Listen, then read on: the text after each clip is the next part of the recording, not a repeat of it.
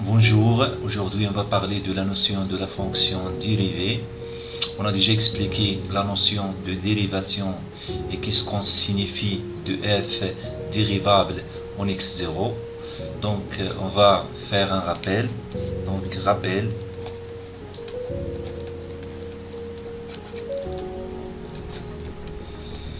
Donc f est dérivable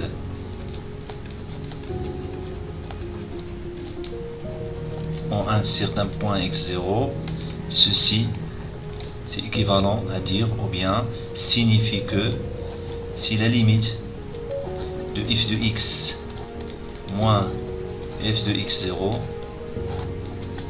sur x moins x0, bien sûr lorsque x tend vers x0, si cette limite là c'est égal à un nombre L appartenant à R, ça veut dire si cette limite là est réelle. Lorsque cette limite de ce 2 là, f de x moins f de x0 sur x moins x0, lorsque x tend vers x0 appartient à R, on dit que f est dérivable en x0. Et ce nombre là, on l'a déjà appelé le nombre dérivé et on le note f' de x0. Regardons ici, on a déjà noté ce nombre là f' de x0. Ça veut dire ici ce qu'on va comprendre, donc ce nombre L c'est l'image de x0 avec par une fonction f'. Donc ce nombre L on le note f' de x0. C'est la même chose pour la dérivation à droite et la dérivation à gauche. Donc bien. Donc L est égal à f' de x0. Ça veut dire que L c'est l'image de x0 par une fonction f'. Donc c'est quoi ça? C'est quoi d'abord f'? Donc f' c'est une fonction. D'où vient cette fonction là? Donc f' c'est la fonction qui lie les x, les nombres x0 appartenant à l'ensemble de définitions avec les limites en ces x0 là, c'est clair? Donc on dit, donc lorsque, regardons, donc si je calcule, ou bien si je calcule la limite de la dérivabilité de f en x0, c'est clair? Donc je vais trouver, ici f est dérivable en x0, je vais trouver un nombre L0, c'est clair? Et la même chose, si je prends un x1 et je calcule le nombre dérivé, ça veut dire la limite, la dérivabilité de f en x1, je vais trouver, si f est dérivable en x1, je vais trouver un nombre L1. La même chose, si je prends un x2 appartient à l'ensemble de définitions et je cherche la dérivabilité de f en x2, et si je trouve que f est dérivable en x2, donc je vais trouver un nombre dérivé L2 et ainsi de suite, c'est clair? Donc regardons ici, on a lié les nombres x0, x1, x2 appartenant à l'ensemble de définitions avec les nombres dérivés, ça veut dire lorsque f est dérivable en ces nombres là x0, x1, x2 et ainsi de suite, je vais trouver L0, L1, L2, etc. Donc ici, comme vous remarquez, j'ai lié x0, L0, x1, L1, x2, L2 par une fonction f'. Cette fonction là f', donc cette fonction là f' s'appelle fonction dérivée de f. Bien. Donc, c'est clair. D'abord, le problème, c'est quoi? L'expression de f'. Donc, ce f' là, il faut avoir l'expression de f'. Ça veut dire la formule de cette fonction f'.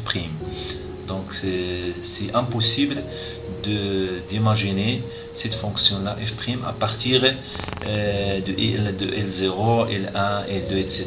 C'est juste, sont des images de x0, x1, x2 par f'. Mais l'expression de f', c'est inconnu. Bien. Donc, comment je vais déterminer d'abord l'expression ou bien la formule de f'. Donc, c'est ça ce qu'on va apprendre dans cette séance-là. Et bien sûr, on va donner les fonctions dérivées de quelques fonctions usuelles. On va donner un exemple.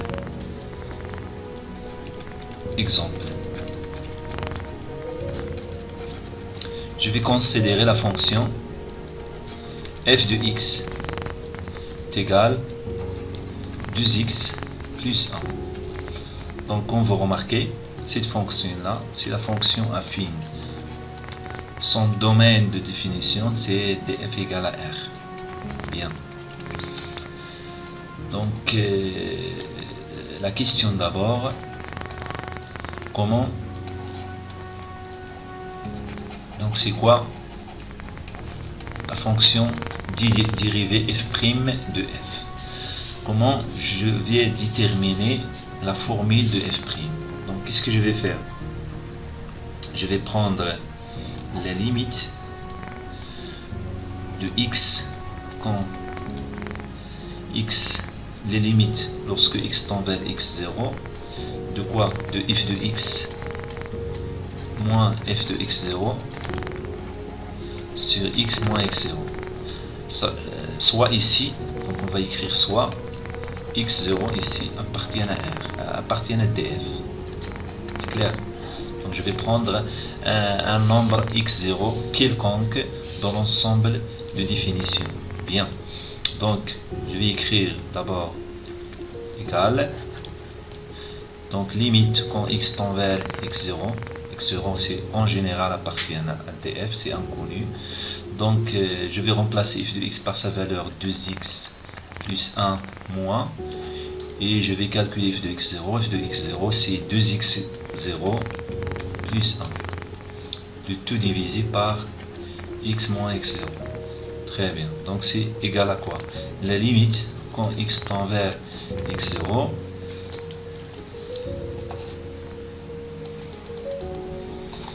Donc c'est égal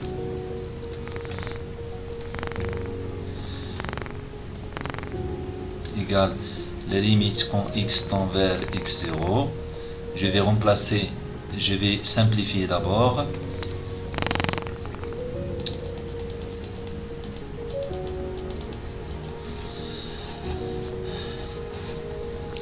Donc je vais revenir à la ligne ici, je vais écrire limite quand x tend vers x0 et je vais simplifier 2x plus 1 moins 2x0 moins 1, le tout divisé par x moins x0.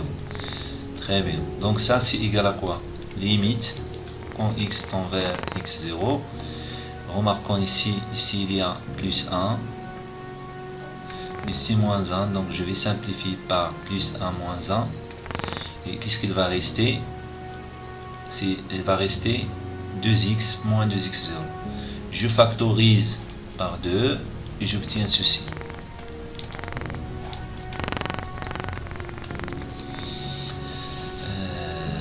Donc ça c'est égal la limite quand x tend vers x0. Je peux réduire par x moins x0. X moins x0, je vais obtenir 2. Donc la limite de 2 quand x tend vers x0, c'est égal à 2. Donc, comme vous remarquez, donc quel que soit quel que soit x0 appartenant à R, R ici c'est l'ensemble de définition de f, remarquons que f' de x0 c'est toujours égal à 2. Remarquons que f' de x0 ici égale à 2. Donc la fonction dérivée de f de x est égal à 2x plus 1, c'est f' de x0 égale à 2. Donc, comme vous remarquez, c'est une fonction constante. Donc, cette fonction f' de x0 est égale à 2. C'est la fonction, je répète, c'est la fonction dérivée de f en général. Bien. Donc, on va donner un autre exemple. Exemple 2. Donc, on va chercher les fonctions dérivées de quelques fonctions simples pour bien comprendre la notion de la fonction dérivée. Bien. Donc, je vais considérer d'abord la fonction f de x est égal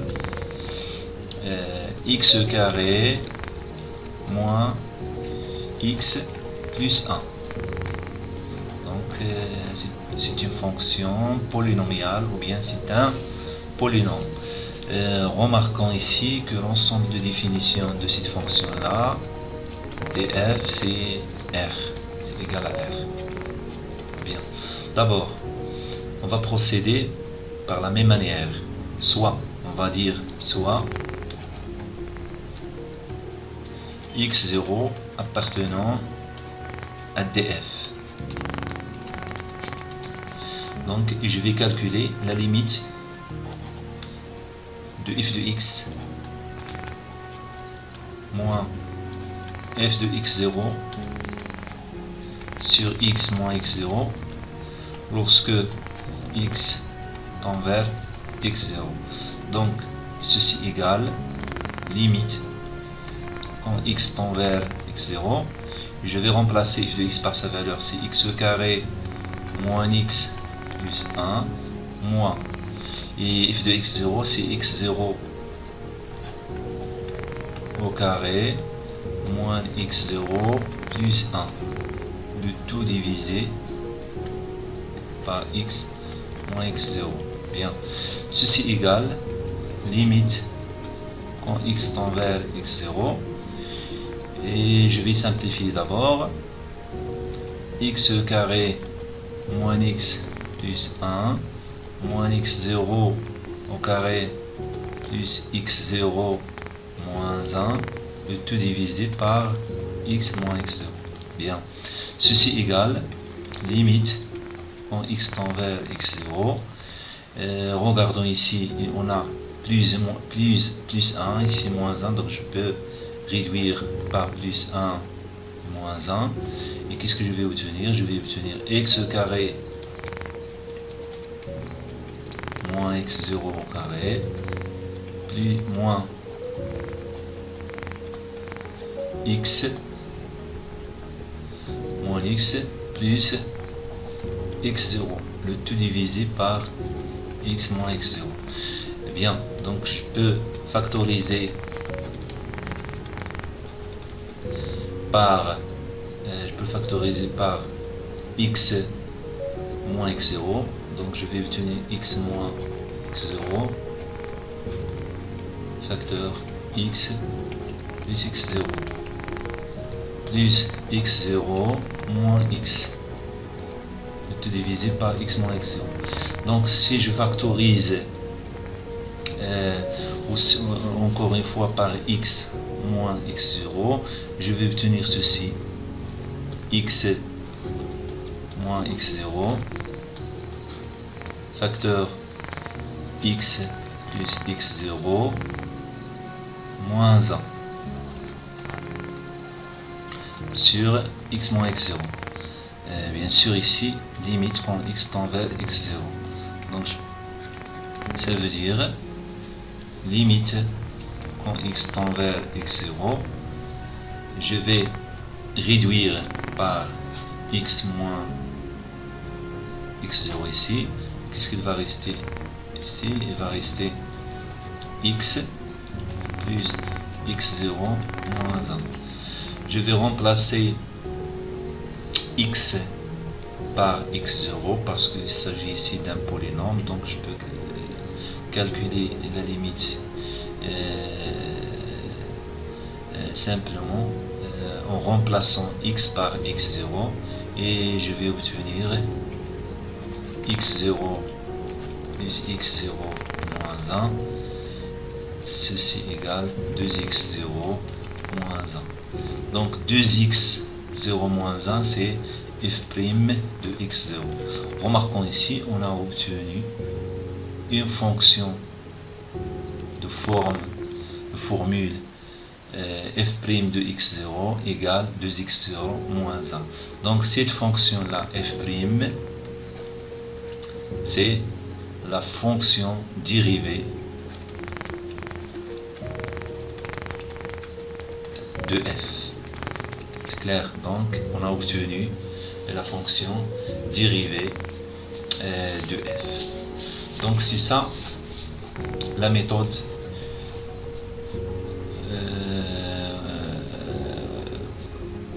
c'est ça la méthode de chercher la fonction dérivée de chaque fonction que l'on connaît sa formule. Donc lorsqu'on connaît la formule de fonction, c'est comme ça on procède. On calcule, on prend un x0 appartenant à f, sachant que f de x c'est connu. Ensuite on calcule la limite de cette là lorsque x tend vers x0, on simplifie, etc. On remplace, finalement on obtient une formule. Cette formule là c'est exactement la fonction dérivée de f. Bien, donc comme vous remarquez c'est un peu difficile, c'est ennuyeux et difficile d'appliquer cette méthode là pour chaque fonction. Chaque fois qu'on veut déterminer la fonction dérivée d'une fonction, il faut procéder comme ça, donc c'est lent, c'est difficile et c'est ennuyeux, donc c'est pas pratique, c'est clair, mais c'est ça la base de trouver la fonction dérivée. Bien, mais dans les exercices et ce qu'on va voir plus tard, c'est facile de déterminer les fonctions dérivées des fonctions à partir de ces formules sans faire cette procédure là ou bien cette méthode là. Mais remarquons que cette méthode là c'est ça la base de ce qu'on va expliquer tout à l'heure pour trouver les fonctions dérivées. Un formulaire de dérivée. Donc ce formulaire là il nous donne les dérivés de certaines fonctions, ou bien qu'on va appeler les fonctions usuelles, ou bien les fonctions de base qui fabriquent les autres fonctions. Il nous donne directement ces fonctions usuelles. Ça veut dire sans besoin de calculer la limite de taux lorsque x tend vers x0 que j'ai déjà expliqué tout à l'heure. Sans faire ça, il faut juste retenir ces formules là par cœur et les appliquer pour trouver les fonctions des fonctions composées de ces fonctions là, parce que chaque fonction se compose de ces fonctions là. C'est clair? Bien.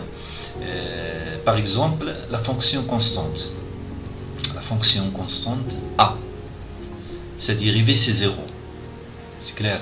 La fonction x, sa fonction dérivée, on la note comme ça, c'est 1. Ax, sa dérivée, c'est a.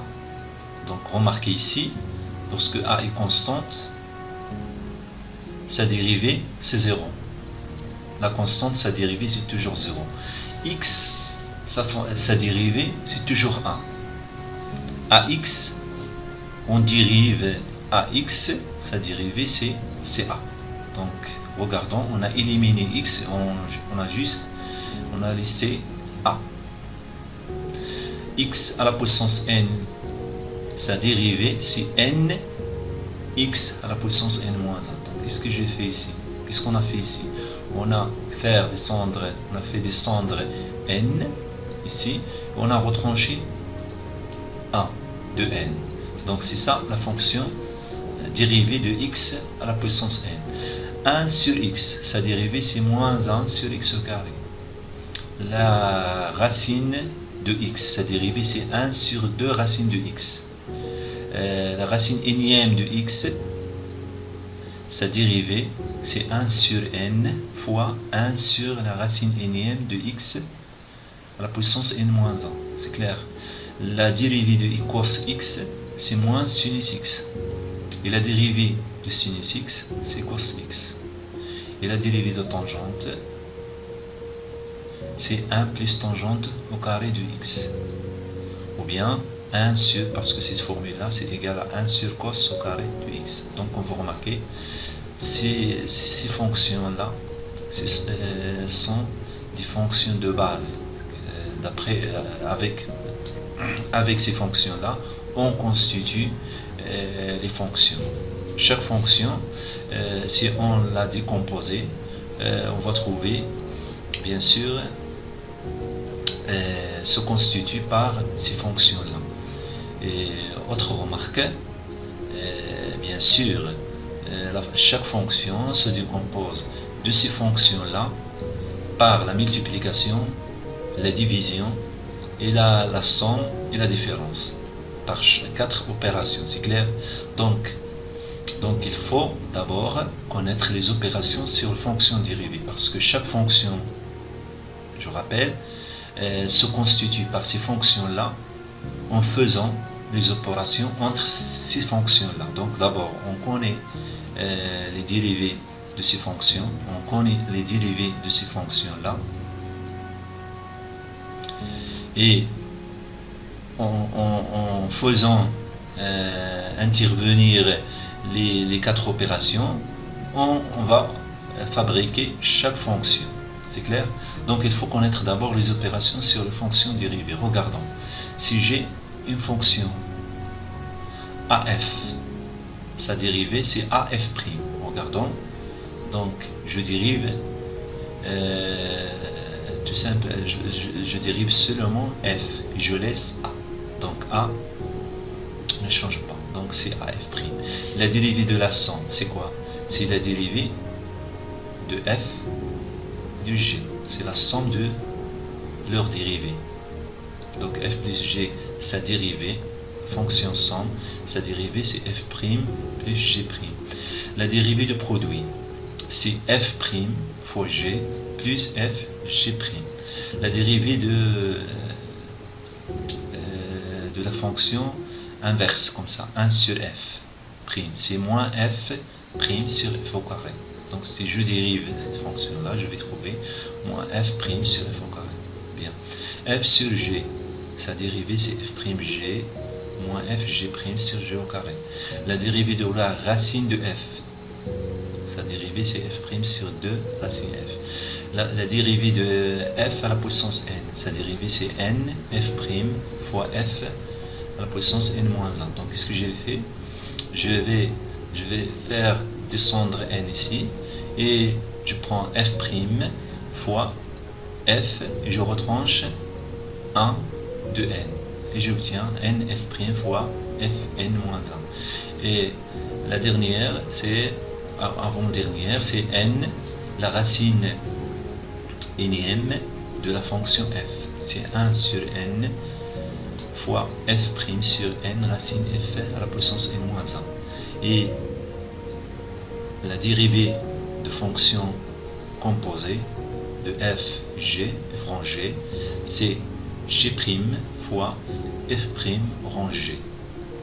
Et la dérivée de la fonction réciproque, c'est 1 sur f' rang f à la puissance moins 1. Donc c'est ça le formulaire de dérivée concernant la dérivée des fonctions usuelles constituant les fonctions et les opérations sur les fonctions dérivées. Donc dans notre prochaine vidéo, je vais essayer de corriger quelques exercices concernant le calcul de la fonction usuelle, ou bien comment calculer, ou bien comment trouver les fonctions dérivées de certaines fonctions compliquées un petit peu. Donc n'oubliez pas de vous abonner à notre chaîne YouTube pour plus des explications et des cours